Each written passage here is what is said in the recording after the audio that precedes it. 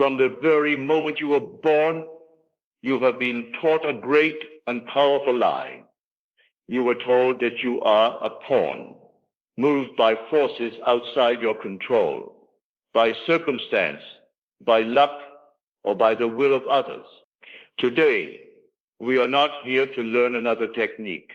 We are here to dismantle the very foundation of that prison. The lie you have been taught is that the world outside of you is the cause. I tell you now, the world is not the cause, it is the effect. A vast three-dimensional shadow cast by the light of your own consciousness. To understand this, imagine you are in a small, quiet room, the projector room. This room is your consciousness. The film is not made of celluloid. It is woven from the fabric of your feelings, your inner conversations, and the moods you consent to throughout your day. And the world you see, your health, your wealth, the people in your life, that is merely the screen in the distance, which has no choice but to play the film you have selected. All this time, you have been running towards the screen, shouting at the shadows, trying to scrub away the images you do not like. But that is futile. The first principle, the foundational secret, is this. Stop watching the screen, return to the projector room, and change the film. You may ask me, but Neville, this world feels so solid. The pain feels so real. Of course it does. The film you have played has created a powerful momentum. The world you experience now is the echo of your consciousness of yesterday. Think of your self-concept as the architectural blueprint of your life. You cannot build a mansion upon a blueprint designed for a shack. But where did this blueprint come from? It was not given to you at birth. You wrote it unconsciously. It was etched into your mind by the words of your parents, the attitudes of your teachers, your early failures, and your first heartbreaks. A careless comment from a loved one, "You're not very good with money," was accepted as fact. A childhood struggle in sports became the belief, "I am not athletic." Each of these experiences was a single line drawn onto a blueprint until a complete picture of a limited self was formed. You have been living out a script written by a younger, less aware version of yourself. And this blueprint creates a powerful, self-fulfilling loop. Let us be very clear on how this operates. Your inner blueprint, your self-concept, dictates your assumptions. Your assumptions, in turn, direct your attention and your actions, often without you realizing it. If your blueprint reads, "I am socially awkward," you will enter a room assuming people won't want to talk to you. This assumption will cause you to avoid eye contact, to stand in a corner, to project an unapproachable energy. Others responding to this energy will then leave you alone, which in turn proves to you that your original belief was correct. You see, the world did not reject you. Your assumption simply fulfilled itself. You were the cause from beginning to end. So I ask you now, as you listen to my voice, whose hand drew your blueprint? Was it the true you, or was it the tired echo of your past? So how do we seize the pen, and how do we rewrite this master blueprint that has governed our entire life? And many think of this as some form of mystical wishing, but it is not. It is a form of divine engineering, a precise psychological process in which is governed by immutable laws. We now explore the three foundational pillars of this sacred process. The first pillar is to define your objective, but this is not mere goal setting. This is what the ancients called an immaculate conception, a conception that is untouched by your current reality and untainted by your past failures. To do this effectively, you must move from the vague to the specific. Your subconscious, the creative power within, does not respond to vague, needy cries. A prayer like, "Oh, I wish I had more money," is not a command. It is a declaration of lack. It is useless. You must become a precise architect. Ask not, what do I want, but rather, who do I want to be? If you desire wealth, the state you truly seek might be one of security. If you desire a promotion, perhaps what you seek is the state of respect. If you desire health, what you long for is a state of vitality. You must distill the outer desire down to its core emotional essence. This feeling, this state of being, is your true target. There is a simple test to know if you've defined your state correctly. Close your eyes, assume you are that person now. Does this assumption bring a quiet thrill, a sense of relief? Or does it feel forced, artificial, disconnected? If it feels forced, your aim is likely too grand or too far from your current concept of self. Scale it back. Instead of I am a millionaire, perhaps begin with something more believable, more emotionally resonant. All my needs are met abundantly. Find the state that feels like coming home. The Bible reveals this mystery in the book of Exodus. When Moses asks God for his name, the voice answers, I am that I am. This is not the name of a being outside you. It is a statement of being, a declaration of self-awareness. The name of God, your own awareness, is I am. For centuries, man has prayed to I am, not realizing he is I am. Therefore, when you say, I am wealthy, you are not lying. You are commanding reality. You are declaring God's name and attaching your desired state to it. You are not asking, you are claiming, you are not wishing, you are identifying.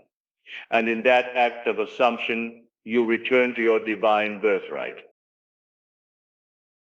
The second pillar, once you have immaculately conceived your state, is that you must impress it upon the womb of creation, your subconscious mind.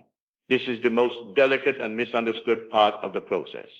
We perform this act on the brink of sleep for a very specific reason. During your waking hours, your conscious mind acts as a vigilant gatekeeper. It is analytical, critical, and bound by the evidence of your senses. It will reject any idea that contradicts its current experience.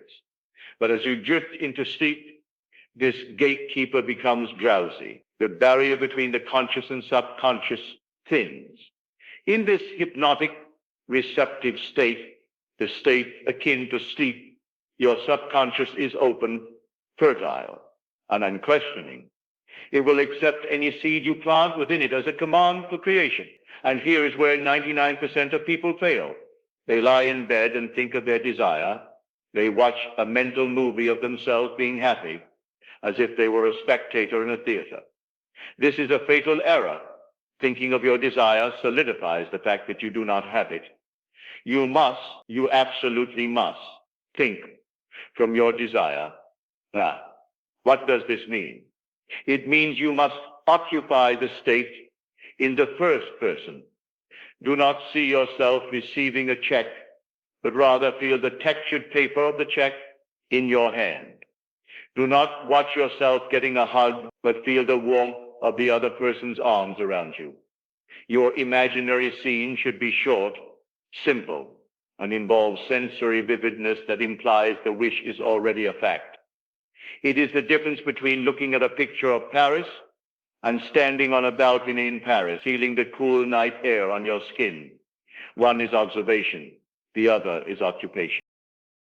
Let me tell you the story of a woman who attended my lectures. She desired marriage, but had no prospects. I told her not to imagine a man, but to live from the end of being married. Every night, as she fell asleep, she did one simple thing. She imagined a wedding band on her left ring finger. She did not visualize it with her eyes. She simply felt its smooth, solid reality on her skin. She would caress it in her imagination, feel its presence, until that feeling became so real that she fell asleep with a ring on her finger that was not there in the physical world. She did this for 3 months.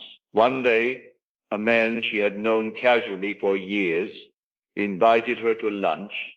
Within 4 months, he proposed and placed a physical ring exactly where she had worn it in her imagination. She did not manifest a ring. She manifested the consciousness of being a married woman, and the ring and the husband were the natural result. The third and most crucial pillar after you have defined and impressed your state is persistence. This is the true test of a spiritual engineer. The Bible defines faith perfectly. It is not blind hope. It is a psychological tool.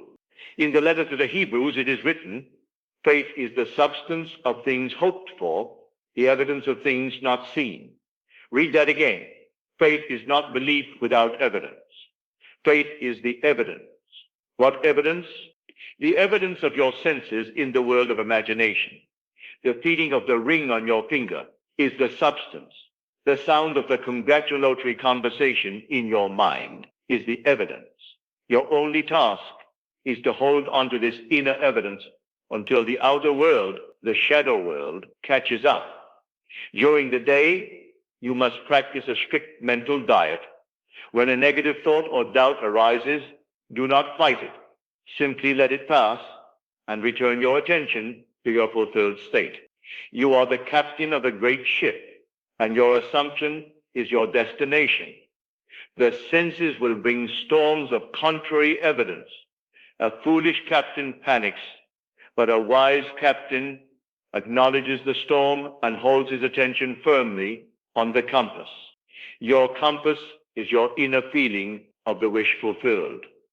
As you remain faithful, your subconscious will construct a bridge of incidents, a series of seemingly normal events that lead you to your goal. You might feel a sudden urge to call an old friend. You might read a book that gives you a brilliant idea. You might take a wrong turn and meet your future business partner. These are not accidents. They are the scaffolding of creation. Your job is to live your life normally with an inner knowing and walk across this bridge as it unfolds before you. Remain faithful to the end, and the end will be made manifest. So you see now, the hidden obstacle was never the world outside. It was never another person or your circumstances. It was only ever the blueprint within. And now it is no longer hidden from you. You have been shown the projector room. You have been handed the pen. The path is cleared. Your one and only true work is to discipline your mind to remain faithful to this new concept of self. Do this, and you will watch in quiet wonder as the world effortlessly and inevitably rearranges itself to mirror the change within you. The reflection has no choice. You have now understood the first principle, that your consciousness is the only reality. But the question remains, what is the precise psychological mechanism that allows a simple inner assumption to become a solid objective fact? That is the mystery we shall uncover in our second lesson.